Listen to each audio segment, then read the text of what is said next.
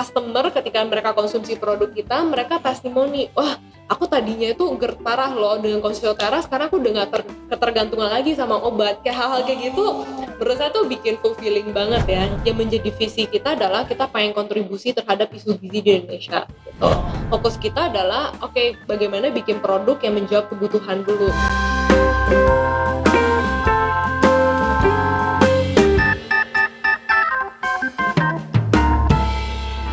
DKK Talks. Halo kawan-kawan, selamat datang di DKK Talks, program yang membahas seputar dunia bisnis dan inovasi yang akan mengulik lebih dalam pengetahuan, pengalaman, tantangan dari narasumber-narasumber luar biasa di setiap episodenya.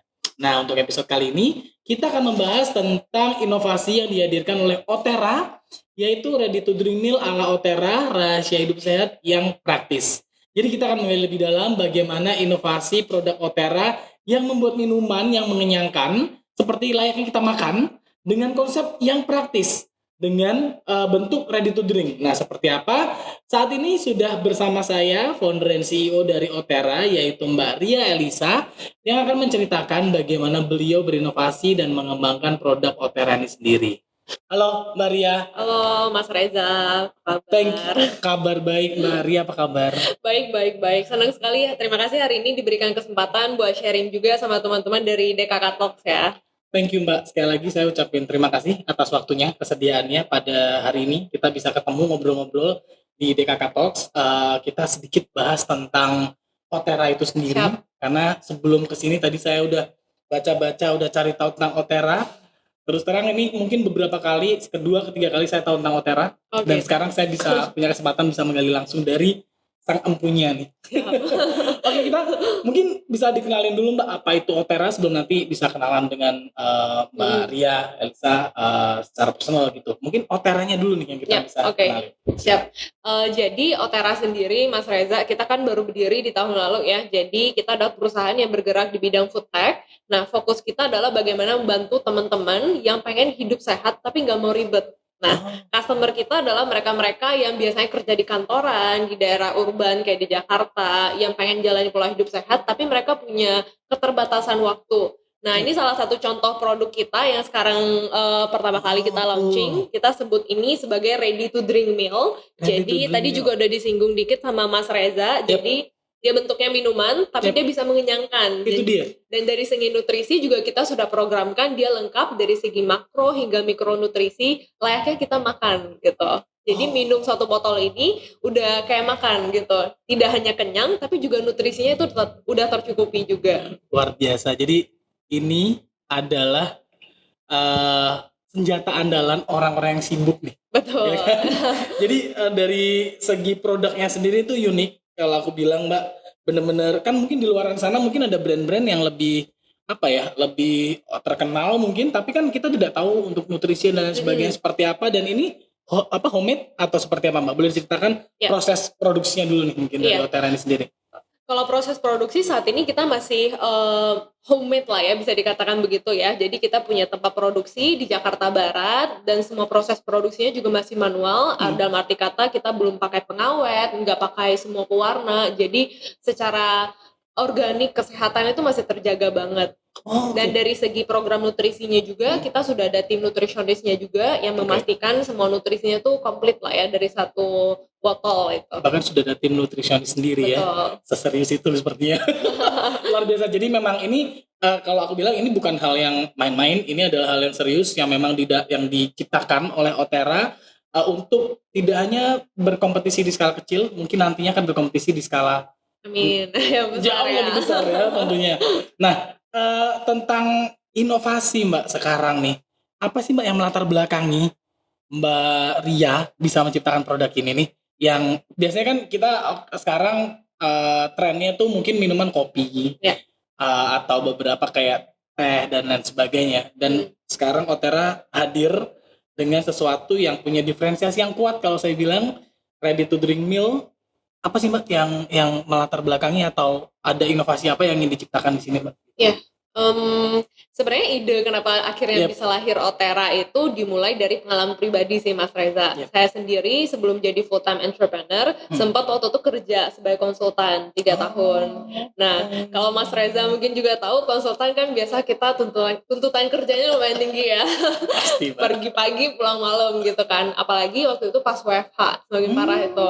Karena Otera juga kita launchingnya pas lagi pandemi, pas lagi tinggi-tingginya, pas WFH kebetulan. Jadi di tahun lalu.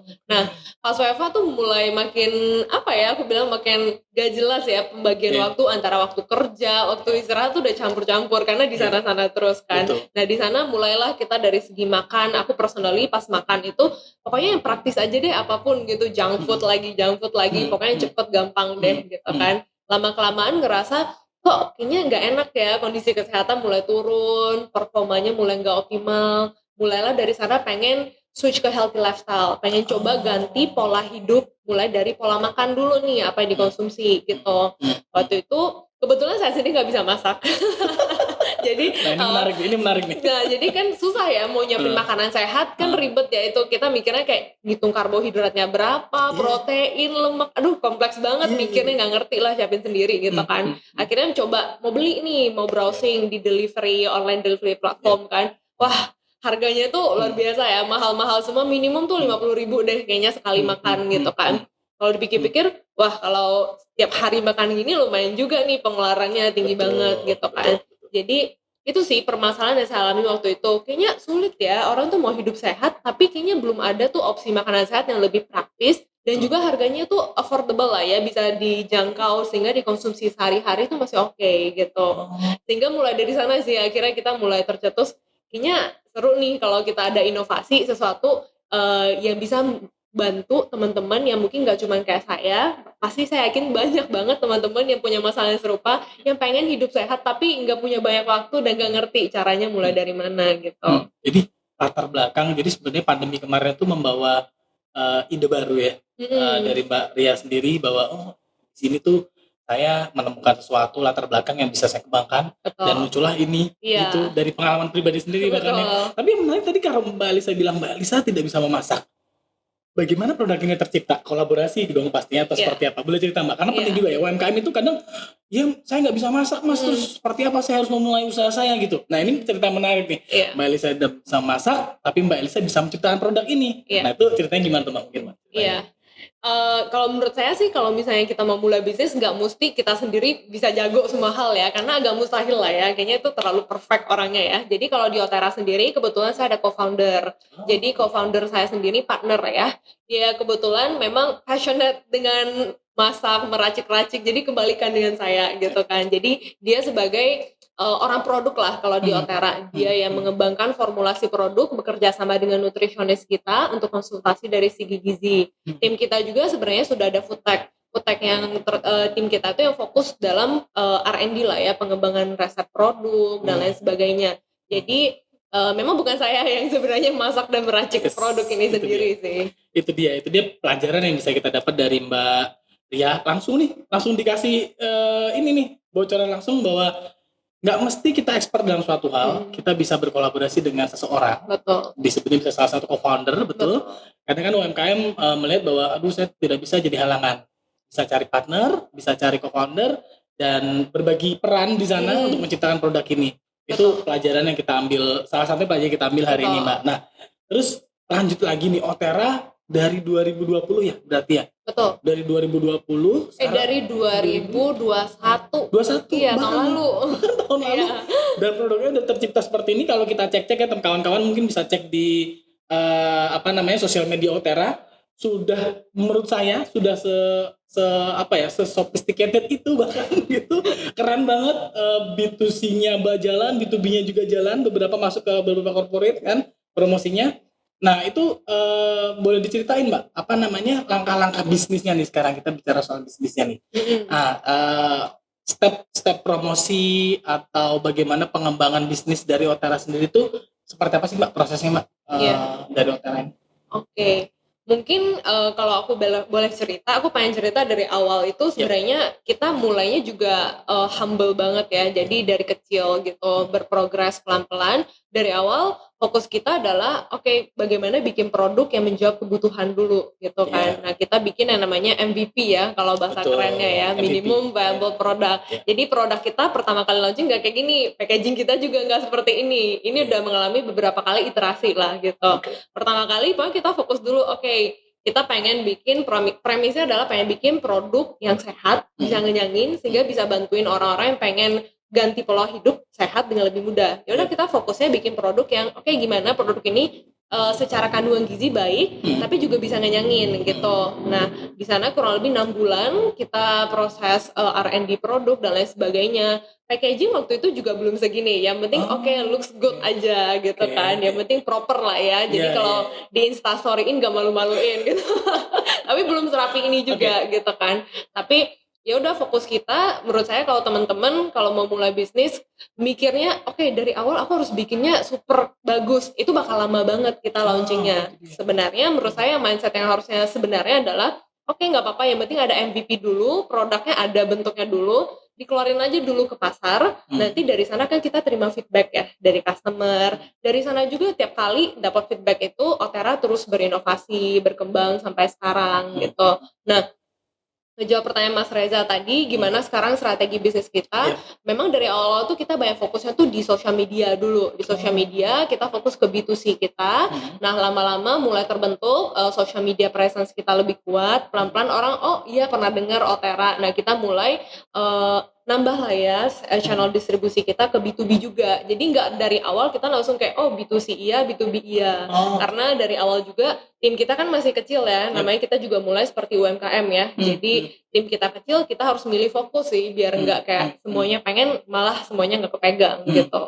Nah, kalau kita bicara soal B2C, kawan-kawan yang mungkin sedang mendengarkan DKK Talks atau penonton DKK Talks di YouTube bisa dapat Oterannya di mana, Mbak? Kalau B2C sendiri kita tuh udah ada di semua e-commerce. Jadi Tokopedia, Shopee, Blibli, bahkan teman-teman kalau langsung DM kita di Instagram juga bisa, WhatsApp kita juga bisa.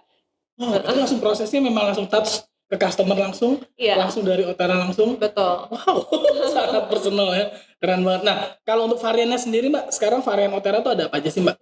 Sebenarnya kalau sekarang itu kita udah ada 5 varian permanen sama 1 varian seasonal ya. Jadi salah satu bagian dari strategi marketing juga kita sering ngadain kolaborasi launching menu seasonal gitu bersama dengan KOL. Nah, sekarang kebetulan kita lagi ada kolaborasi juga dengan salah satu KOL. Launching namanya menunya teh tarik, rasa teh tarik. Itu edisi terbatas. Tapi secara yang permanen kita ada 5. Cuman kebetulan hari ini saya coba bawa 3 gitu kan. Ada original, coklat, matcha, tiramisu, sama yang rasa tropical fruity. Nah, menentukan rasa-rasa itu ada riset kah? Atau seperti apa sih, Mbak? Kalau di beberapa episode sebelumnya kita sempat kedatangan Mbak Tari Sukma dari Heju. Dia melakukan riset and development juga untuk menentukan varian baru. Nah, kalau di Otera sendiri gimana, Mbak? Pastinya ada ya. Jadi pertama kali launching kita launchingnya itu original dan coklat dulu. Kenapa original dan coklat? Karena itu cukup common ya. Kalau ngomongin soal produk minuman, teman-teman bisa lakukan survei sederhana aja sebenarnya. Nggak usah mikirin yang terlalu kompleks.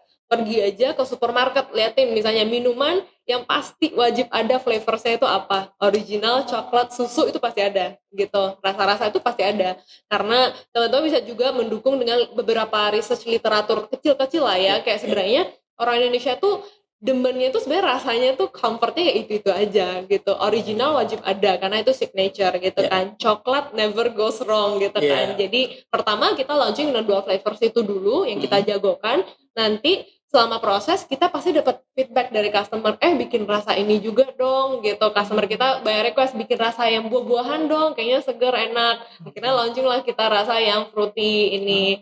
Teman-teman request bikin yang kopi dong, aku soalnya pagi-pagi harus ngopi nih gitu kan. Kita bikin nanti tiramisu yang ada coffee, begitu juga yang lain-lain gitu. Jadi pertama kali kita cuma launching 2, researchnya dari simple aja begitu. Lama-lama kita dengerin feedback customer dan kita terus berkembang dari feedback customer itu sih.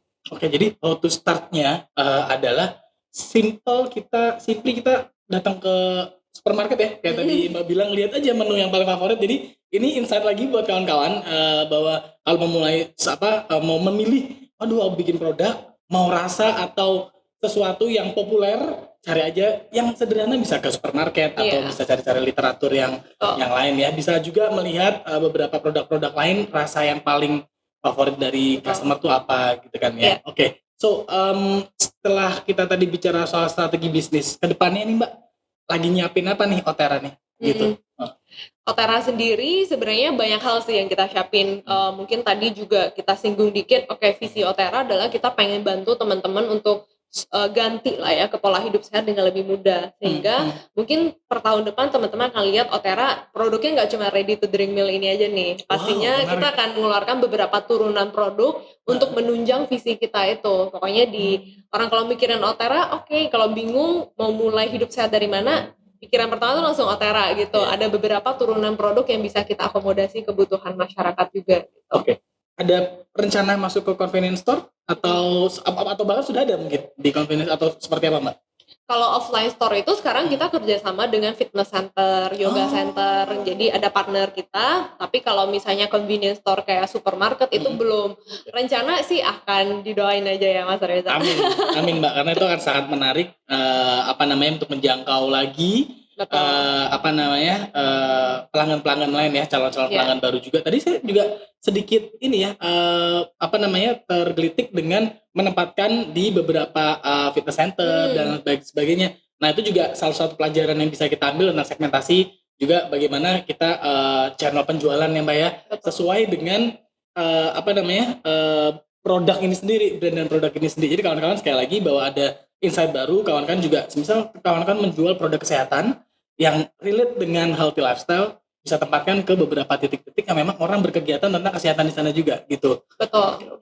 Kuncinya adalah kita tahu customer kita itu karakternya seperti apa, dan kita berusaha dalam marketing ya berusaha mencari customer ini kira-kira berada di mana aja nih. Apakah di komunitas lari kah, komunitas yoga kah, atau tempat fitness gitu yang notabene banyak orang sehat yang udah health conscious pasti menuju ke sana gitu. Betul banget. Nah, kalau tadi udah ngomongin tentang Otera, tentang produknya, kemudian strateginya, sekarang kita bicara tentang foundernya nih.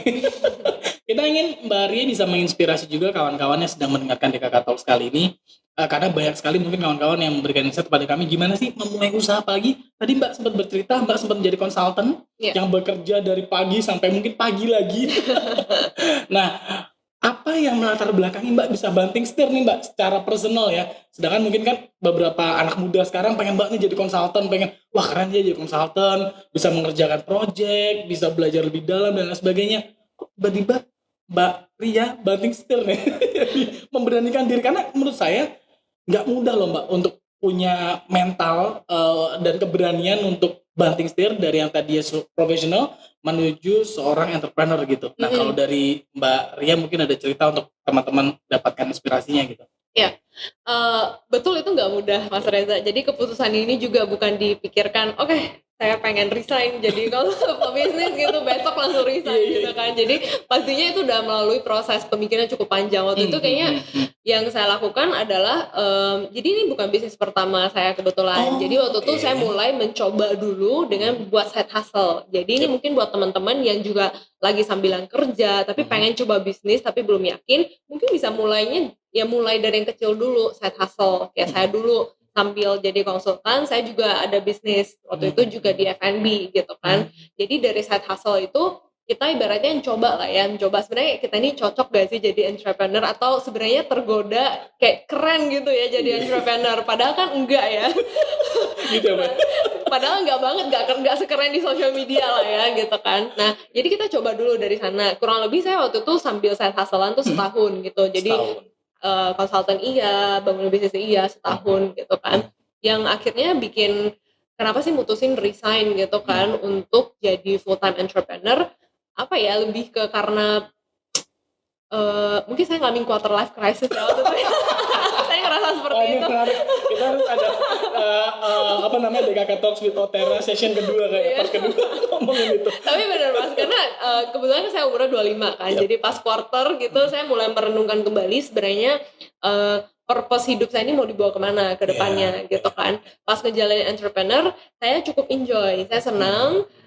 Sesimpel kayak customer ketika mereka konsumsi produk kita, mereka testimoni, wah aku tadinya itu GERD parah loh dengan konsumsi Otera, sekarang aku udah nggak ketergantungan lagi sama obat. Kayak hal-hal kayak gitu menurut saya tuh bikin fulfilling banget ya. Jadi kayak ngerasa yang kita lakukan tuh bisa memberikan dampak gitu dan real ke customer gitu kan. Dan itu yang membuat saya kayak wah, this is something that kayaknya aku pengen nih ke depannya kerjain untuk 20 tahun ke depan, 30 tahun ke depan, memberikan dampak yang real dari kapasitas yang bisa saya berikan gitu kan. Akhirnya memang agak semi nekat juga sih ya, karena saya sendiri memang karakternya juga suka mencoba beberapa hal baru lah ya gitu, karena ngerasa udah cukup lama juga 3 tahun di konsultan, udah cukup banyak belajar dari teman-teman di sana, saya pengen cobain hal yang baru gitu. Akhirnya karena mikirnya belum ada beban tanggungan apapun juga, why not kita cobain, karena yang menurut saya prinsip saya adalah better coba walaupun gagal daripada nanti adanya penyesalan kok kenapa nggak coba dulunya gitu kan. Akhirnya tahun lalu pas pandemi juga, pas mungkin teman-teman pada khawatir di PHK lain sebagainya, saya malah mengajukan resign gitu kan. Agak nekat sih, tapi ya saya bersyukur sampai sejauh ini juga setahun ngejalanin bisnis ini. Memang prosesnya tuh nggak mulus sih, bahkan bisa dikatakan nggak pernah mulus gitu kan. Tapi justru banyak sekali pembelajarannya sih Mas Reza. Menurut saya itu yang berharga sih. Nah itu tadi Mbak, sebuah keberanian ya kan, tapi nggak mudah ya untuk seorang profesional beralih ke entrepreneur gitu, punya kenekatan yang luar biasa di quarter life crisis juga salah satunya. Tapi yang mungkin selalu saya tanyakan di episode sebelumnya juga saya tanyakan, kalau kita melihat Otera sekarang sudah berkembang, sudah menjadi sebuah brand yang cukup dikenal dan diperhitungkan juga di di industri ini, ada gagalnya juga dong pasti Mbak. Ada kendala, ada sesuatu tembok besar di depan Mbak Ria yang harus ditabrak. Nah itu seperti apa Mbak? Kawan kan ingin tidak hanya lihat suksesnya aja nih, bagaimana Mbak bisa mengatasi kegagalan itu, bisa mengatasi hal-hal sulit melalui masa-masa sulit dalam membangun Otera ini. Sebenarnya Otera kan masih sangat muda ya. Saya bakal mengatakan kalau di industri bisnis 5 tahun aja tuh sebenarnya masih muda, apalagi kita baru setahun. Jadi kalau dibilang cerita suksesnya, mungkin saya justru lebih banyak cerita susahnya gitu kan. Jadi kalau ditanya kayak gitu, saya agak bingung jelasin yang mana, karena tiap hari itu challenge-nya memang banyak. Mulai dari produk, mulai dari pengenalan pasar. Kalau Otera sendiri paling mudah adalah kita pengen ngajakin orang, ngenalin ke orang sesuatu yang sangat baru, yang biasanya orang Indonesia mungkin dekat dengan konsumsi nasi sebagai pengganti makanan. Otera hadir tiba-tiba minum aja bisa kenyangin loh gitu kan. Itu kan konsep yang belum familiar lah bagi semua orang gitu kan. Jadi dari aspek edukasi ke pasar juga kita banyak tantangan gitu. Kita terus iterasi tiap harinya. Gimana sih cara kita komunikasi biar customer ini tuh ngerti sebenarnya produk ini bisa ngebantuin mereka dari aspek apa gitu. Dari sana. Dari segi produk juga banyak sekali, namanya juga dari awal quality lah, gimana kita menjaga customer service, hingga ke dalam turunannya juga gimana biar timnya bisa menyampaikan idealisme dari founders juga kepada customer ya. Kalau kita sebagai founders pastinya kita pengen yang terbaik lah buat customer, service-nya pokoknya yang A, B, C, D. Tapi kalau kita turunkan ke tim, belum tentu tim itu bisa mendeliver apa yang kita cita-citakan gitu kan. Jadi kalau ditanya challenge, sebenarnya banyak sekali Mas Reza challenge. Hari ya, ternyata ya challenge-nya. Jadi menuju sukses itu ternyata masih banyak challenge-nya sekarang ini dilalui di tahun pertama. Ya. Jadi mungkin kita sebenarnya aku pengen banget banyak ngobrol, tapi keterbatasan waktu, mungkin next time kita bisa ngobrol lagi. Pertanyaan aku yang mungkin bisa menjadi inspirasi buat teman-teman juga nih, terakhir, mimpi besar apa nih Mbak dari seorang Mbak Ria Elisa ini terhadap Otera, atau mungkin menciptakan brand-brand baru yang sama? Mimpi besarnya apa nih Mbak? Mimpi besar kita sebenarnya, kalau ditanya kenapa sih Otera kita harus banget berpegangan pada tinggi nutrisi gitu kan, karena salah satu yang menjadi visi kita adalah kita pengen kontribusi terhadap isu gizi di Indonesia gitu. Karena pas kita riset waktu itu kan saya cerita, pas udah tertarik switching ke healthy lifestyle kan saya riset itu sebenarnya nutrisi, gizi, dan sana ketemulah ternyata Indonesia sendiri masih banyak nih masalah gizi gitu. Salah satunya analisa kita adalah ya wajar aja karena kesehatan tuh terlalu eksklusif saat ini, harganya mahal, tidak semua orang bisa menjangkau, sehingga kalau dibilang mimpi besarnya banget, mimpi besarnya adalah kita pengen mulai dari Otera kita bisa berkontribusi, membuat nutrisi itu lebih bisa terjangkau lah ya buat semua orang di Indonesia. Mulai dari hal kecil aja, kita pokoknya bikin produk yang tinggi nutrisi, dari segi harga kita bikin seterjangkau mungkin sehingga lebih banyak orang lagi bisa mendapatkan akses terhadap makanan sehat itu gitu. Wow. Wow. Itu besar sekali Besar kan? sekali, Mbak. Iya. Tapi itu memang besar sekali dan itu sesuatu yang scalable kalau saya bilang ya. Jadi scalable dan mungkin nggak lama untuk bisa mencapai mimpi itu, Mbak. Semoga ya, Mbak ya. Dengan pola-pola hidup sehat yang sekarang lagi tren juga, semoga saya berdoa juga semoga Otera bisa menjadi salah satu leader ya. Iya, Salah satu leader betul. di Indonesia. Karena menurut saya penting sekali ya Mas Reza ketika kita bisnis dan lain sebagainya, kan tadi juga udah diceritain kalau tiap hari itu kita banyak masalah gitu kan. Nah kalau kita dapat masalah biasanya tuh mulai suara-suara ayo menyerah dan lain sebagainya gitu kan. Ini penting. What keeps us going adalah visi besar kita itu gitu. Jadi itu yang aku suka sharing juga ke beberapa teman-teman. Kalau kita ngejalanin bisnis motivasinya cuman aspek monetary doang, itu akan susah. Ketika kita lagi salesnya turun, ya kita ngedrop gitu kan. Kita aduh nih nggak cuan nih, udah pivot dah apa segala macam gitu kan. Tapi yang menjadi pendorong kita adalah kenapa kita mulai ini, visi kedepannya mau seperti apa, sehingga di masa-masa sulit juga kita bisa terus persisten dan konsisten ya ngejalaninnya. Persistence dan konsisten itu kawan-kawan yang yang sulit tapi tetap harus dilakukan. Betul. Demi visi misi dan mimpi besar dari sebuah brand dan sebuah produk ya, khususnya UMKM ya. Nggak apa-apa kan kita sebut UMKM karena sebentar lagi juga akan lebih besar dari ini. Amin. I believe in it.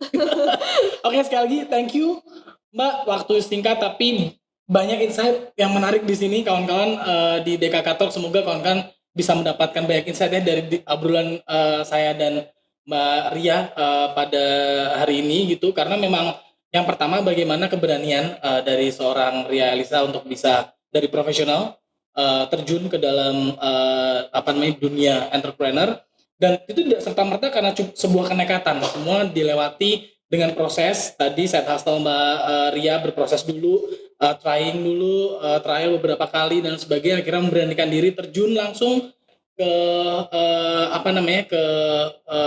dunia entrepreneur, menciptakan sebuah produk, tidak hanya untuk monetisasi aja, cari cuan dan sebagainya Mbak, betul, tapi punya mimpi besar yaitu memberikan kontribusi kepada pola-pola hidup sehat di Indonesia, mempermudah, kalau saya bilang adalah Otera ini mempermudah orang sibuk gitu. Ya kan, jadi orang sibuk Indonesia berterima kasihlah pada Otera karena sekarang ada produk yang mungkin teman-teman di sini yang mungkin juga profesional melihat atau mendengarkan juga bisa, oh ini menarik ini, jadi kawan untuk bisa di sela-sela sibuk kerja, WFH dan lain sebagainya. Itu dia obrolan kita siang ini. Sekali lagi aku thank you so much. Terima kasih juga Mbak Ria kesempatannya yang diberikan untuk bisa hadir di DKK Talks. Semoga lain kali kita bisa ngobrol-ngobrol lagi di kesempatan lain di DKK program lainnya. Terima kasih Mas Reza. Thank you kawan-kawan. Oke kawan-kawan, sekian DKK Talks kita episode kali ini. Banyak sekali yang kita ambil inspirasinya dari Mbak Ria. Dan jangan lupa untuk terus ikuti program DKK Talks lainnya, episode-episode lainnya. Juga tonton episode-episode sebelumnya kalau teman-teman ingin belajar menggali insight dari mereka, para entrepreneur, para UMKM yang terus berjuang tidak hanya untuk monetisasi, tidak hanya untuk cuan, tapi menciptakan inovasi dan juga berdampak. Itu yang paling penting. Sekali lagi, saya Reza Radian bersama Mbak Ria Elisa di DKK Talks. Mengucapkan terima kasih. Sampai jumpa, jaga kesehatan, dan sampai jumpa lagi di episode-episode selanjutnya. Bye.